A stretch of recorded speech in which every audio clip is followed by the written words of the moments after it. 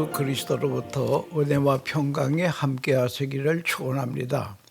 오늘은 잠언 16장 31절에서 33절 말씀입니다. 백발은 영화의 면류관이라 공의로운 길에서 얻으리라.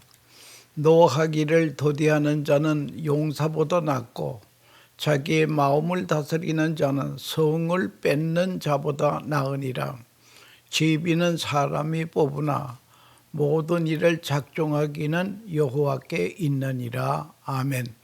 이 말씀을 가지고 노하기를 더디하는 자라고 하는 제목으로 말씀을 드리려고 하는 것입니다.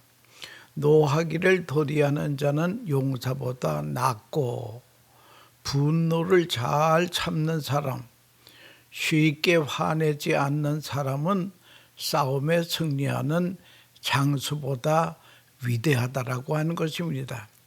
고대 사회에서는 용사가 힘과 명예의 상징이 되었습니다. 하지만 성경은 외적인 힘보다는 내적인 절제가 더 큰 능력이라고 평가합니다.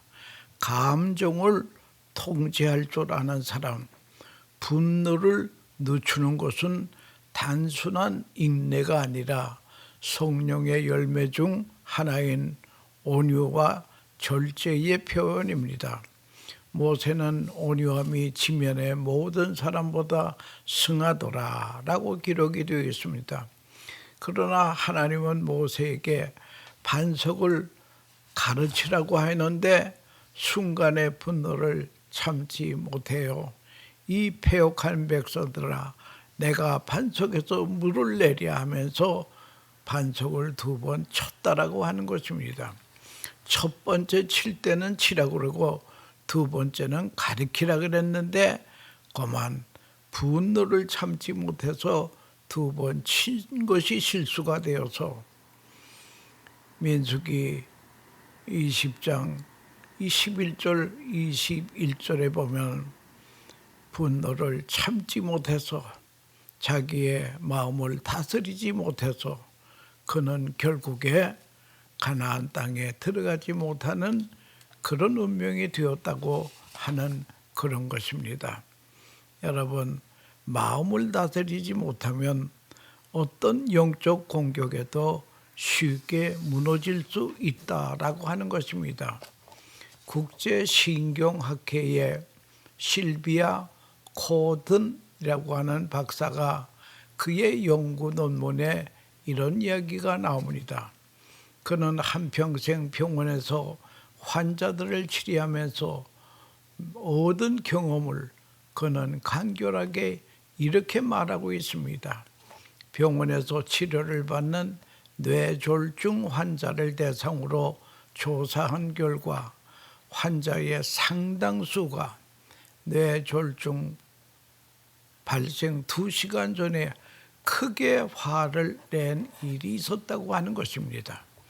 2시간 전에 크게 화를 내고 그리고 2시간 후에 뇌졸중 환자가 되더라고 하는 것입니다. 이건 엄청난 연구의 결과입니다. 화를 내는 것은 뇌에 독약을 붓는 거나 마찬가지라고 말하고 있습니다. 그리고 2번째 그가 연구한 것은 문간이 심장병에 관한 연구였다. 화를 자주 내는 사람은 심장병에 걸릴 확률이 5배가 높다라고 하는 것입니다. 대단한 것입니다. 이것을 우리는 잊지 말아야 됩니다. 여러분, 다시 한번 진지하게 생각해 보세요. 인간은 하나님의 형상으로 창조가 되었습니다. 하나님의 형상이라고 하는 것은 웨스트민스터 신앙고백서의 요리문답에 보면 하나님의 형상은 의의 형상, 거룩의 형상, 지식의 형상으로 되었다고 합니다. So image of God, 하나님의 형상은 그런 3가지로 되어 있다는 거예요. 그러나 하나님의 그 형상을 가진 인간의 속성이 무엇이냐, 도대체 뭘 하나님과 우리가 닮았다는 얘기냐? 하나님께서 우리가 물려받은 속성이 무엇인가? 그 많은 사람들이 나름대로 연구를 거듭하다가 결론을 냈습니다. 그것은 거룩함과 지혜와 사랑과 다스림이라고 그들은 정의를 합니다. 무슨 말인고 하니 사람은 하나님의 형상을 지음을 받았기 때문에 거룩함, 하나님을 향한 마음이 있다라고 하는 것입니다. 하나님을 사모하는 마음이 있다는 거예요. 언제라도 하나님을 부르게 되어 있습니다. 어느 분이 겨울 추운 날 얼음판 강을 건너고 있었습니다. 조마조마합니다. 얼음이 깨지면 죽기 때문에 아작아작 깨지는 소리가 나기 시작하니까 너무 힘이 들어서 나미야비 탑을 하다가 가다가 그만 드디어 얼음이 깨지면서 풍덩 물속에 들어가면서 하는 말이 하나님 나 살려주세요 라고 하는 말을 했다라고 하는 것입니다. 인간은 그 마음속에 영혼이 있기 때문에 거룩함을 찾아가는 속성이 있다라고 하는 것입니다. 하나님은 항상 어느 때든지 하나님을 향한 그 향심이 거룩함의 속성이 있다라고 하는 것입니다. 그러니까 하나님께로부터 인간이 멀어지면 두려워지고 불안해지고 절망해진다라고 하는 것입니다. 그러나 반대로 하나님께로 향하면 그 마음이 밝아집니다. 그 마음에 소망이 있고 그 마음에 감사하는 마음으로 바뀐다라고 하는 것입니다. 이런 거룩함의 속성이 우리에게 있다라고 합니다. 그러는가 하면은 우리에게는 지혜의 속성이 있습니다. 지혜라는 것은 물리적인 것이 아닙니다. 지식과 지혜는 다릅니다. 지식은 배워서 얻는 것이지만 지혜라고 하는 것은 하나님이 창조주가 주는 것을 지혜라고 말하고 있다고 하는 거예요. 지혜만큼 행복하고 지혜를 가진 것만큼 성공한다라고 하는 것입니다. 그러는가 하면은 사랑의 속성이 있습니다. 사랑을 알고 사랑을 주고 사랑을 베풀고 사랑을 느낄 때에 인간은 행복할 수가 있다라고 하는 거죠. 그래야 자유로울 수 있다라고 하는 것입니다. 이 속성이 하나님께로부터 났기 때문입니다. 그 다음에 네 번째는 이 다스림의 속성이 옳시다. 소위 정치적인 본능이에요. 그래서 사람은 무언가를 생각해서 만들어냅니다. 인간은 정치적인 본능을 갖기 때문에 정치의 맛을 들인 사람은 거기서 좀처럼 나오기가 어렵다고 하는 것입니다. 우리 인간은 창작적인 본능을 가지고 있습니다. 하나님을 닮아서 그렇습니다. 그래서 우리 인간은 농사를 합니다. 농사를 할 때도 그냥 하는 것이 아니라 연구하면서 합니다. 그래서 그러면 우리의 영역이 다스림의 영역이 넓어지기 때문에 그렇다고 하는 것입니다. 인생이 더 커진다고 하는 것입니다. 그래서 다스림의 본능이 인간에게 주어졌다라고 하는 것입니다. 모든 생물체는 나름대로 강한 본능을 가지고 있습니다. 그래야 살아남을 수 있기 때문에 강한 본능, 그래야 생명을 유지합니다. 먹고 싶은 본능이 있기 때문에 먹고 살기 위해서 일도 해야 된다라고 하는 것입니다. 나름대로 소유하고 싶은 욕망도 생기는 것입니다. 그만큼 세계가 넓어진다라고 하는 것을 알아야 됩니다.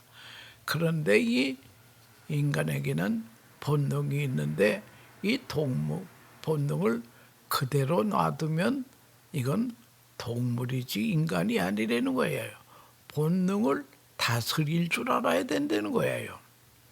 본능을 다스려야 된다고 하는 것을 우리가 알아야 될 것입니다.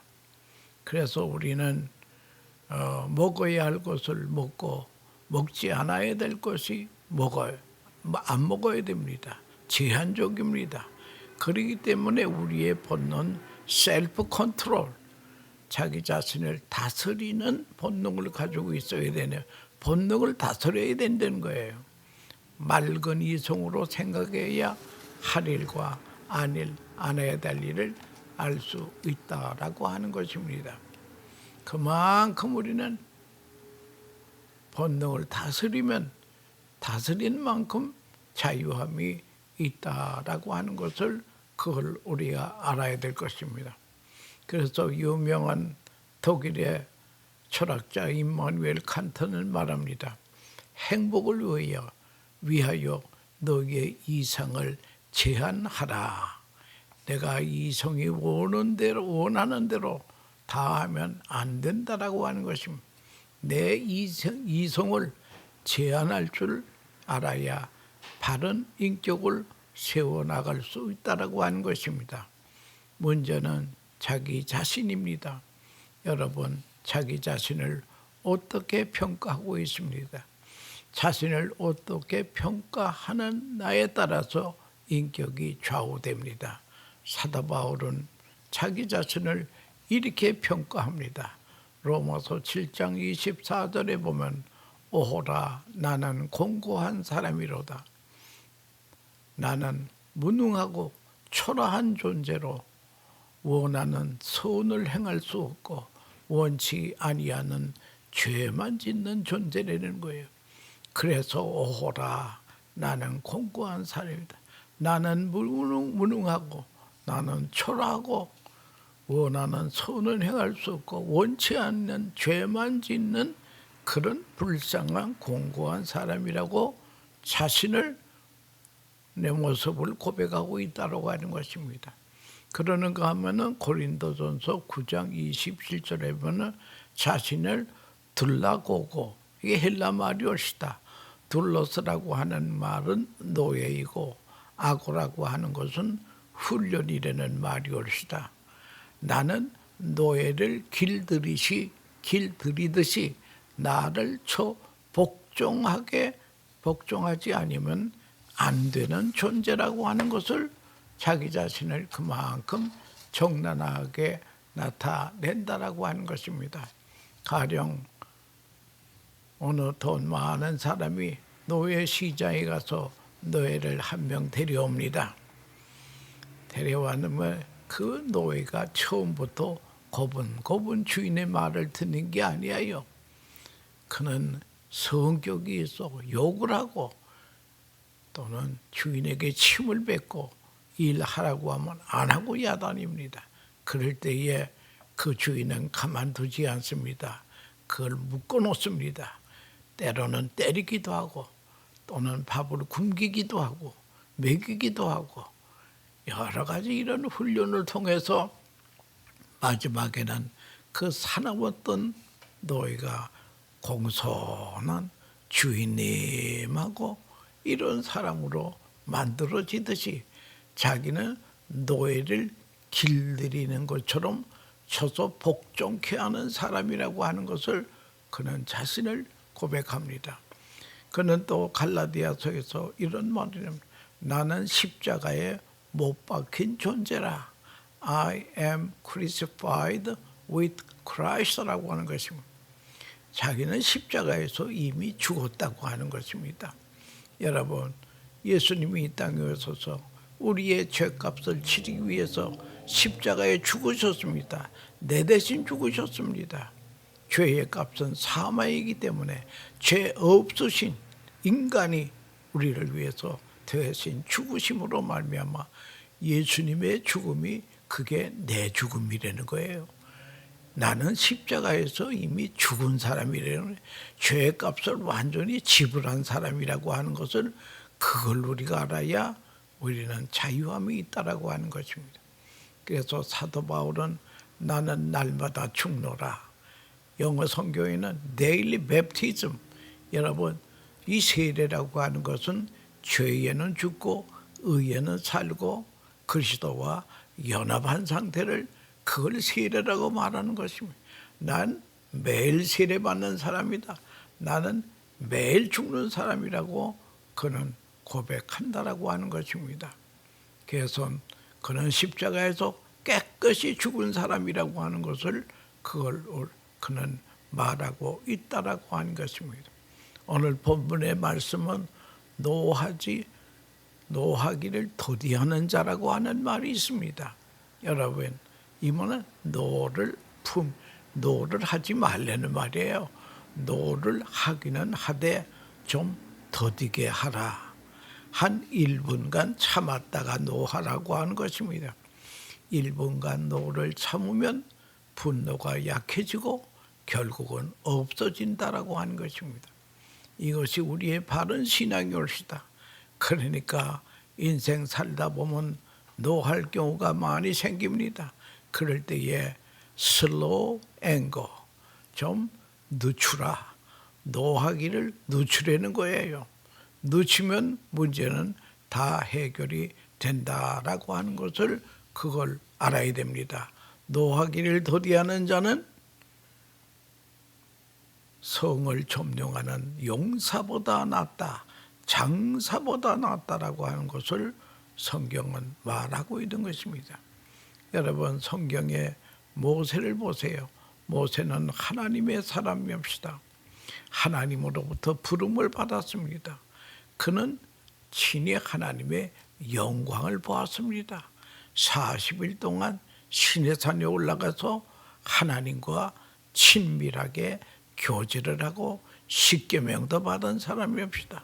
그런데 그도 잠깐의 분을 참지 못하여서 가나안 땅에 못 들어갑니다.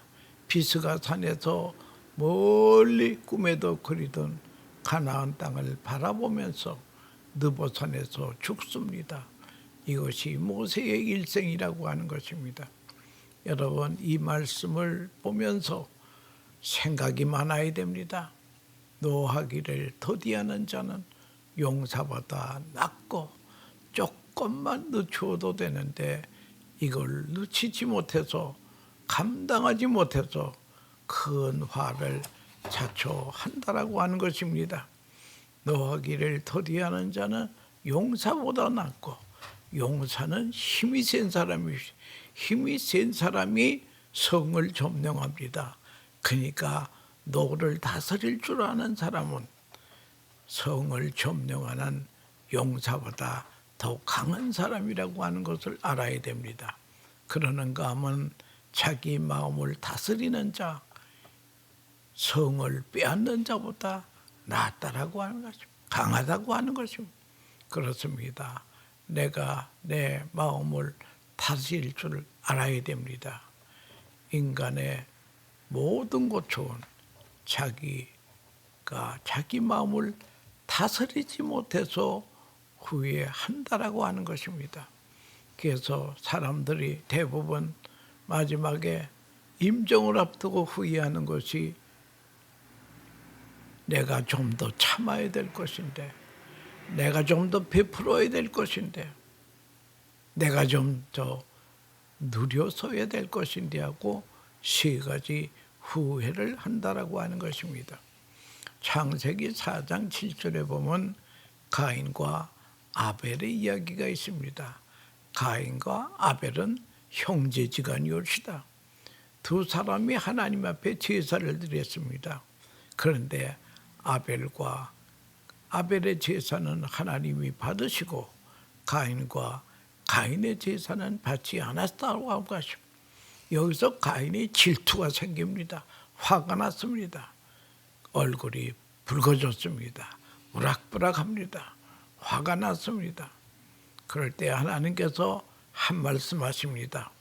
창세기 4장 7절에 죄의 소원은 네게 있으나 너는 죄를 다스릴지니라. 너 지금 화를 내고 있는데 조심해라. 그 화를 내는 것까지는 좋은데 그걸 좀 참아라.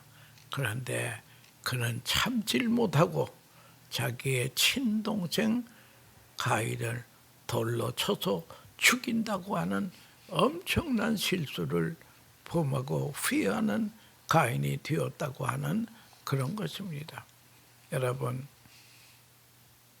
사도 바울은 나는 날마다 죽노라.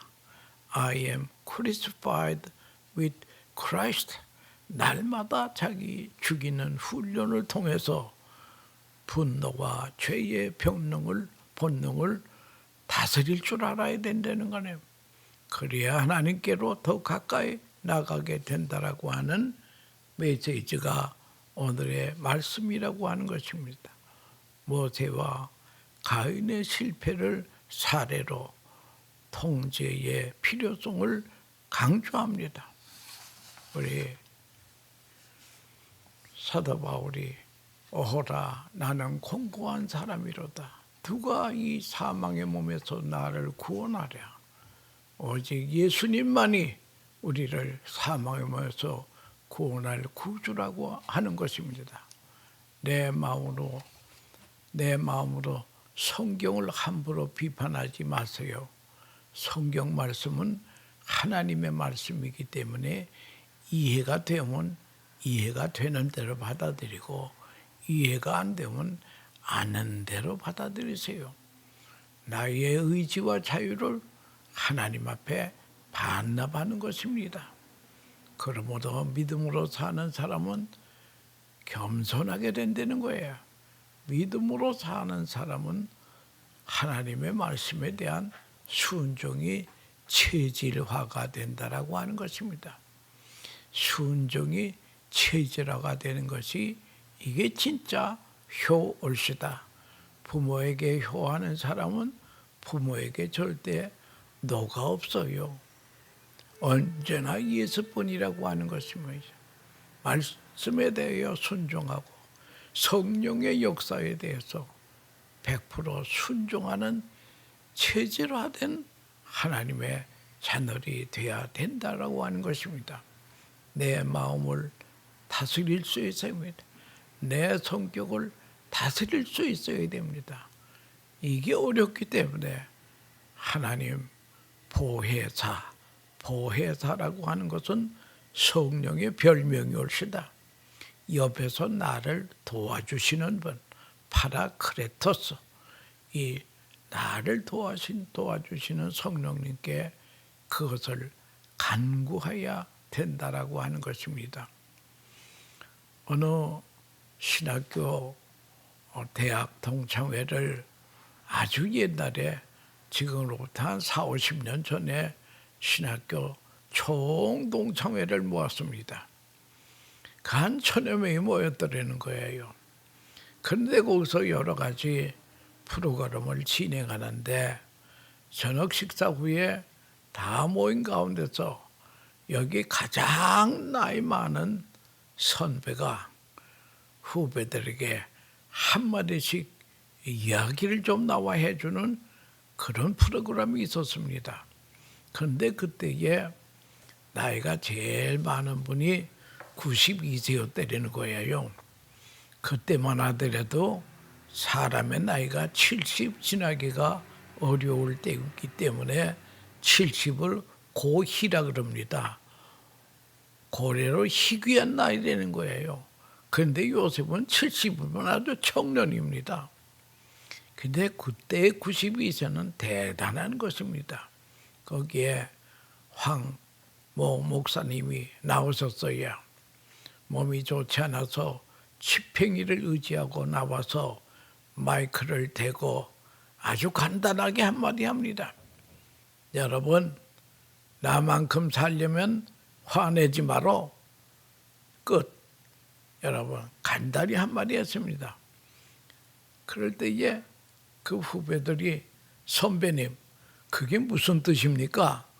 물었더니 그 황 목사님이 하시는 말씀이 내가 30대 초반에 목회를 처음 시작할 때에 우리 교회에 아주 못된 놈이 있어서 버릇 좀 고쳐주기 위해서 화를 낸 적이 있다는 거예요. 그런데 그것으로 인하여서 교회도 손해보고 자기도 손해보고 엄청난 손해가 막심했다는 거예요. 그래서 그는 그 후에 하나님께 참 맹세했다는 거예요. 절대 화를 내지 않겠사오니 성령님 나 좀 도와주세요. 그랬다는 거예요. 여러분, 화를 내지 말아야 됩니다. 그래야 오래 산다는 거예요. 그래야 심장병이 안 걸리고 그래야 뇌졸중이 안 걸린다는 것입니다. 그래서 오늘 본문의 말씀은 노하기를 도디하는 자는 용사보다 낫고 자기의 마음을 다스리는 자는 성을 빼앗는 자보다 나으니라. 아멘으로 응답하는 복된 하나님의 백성들 다 되시기를 축원합니다. 감사합니다.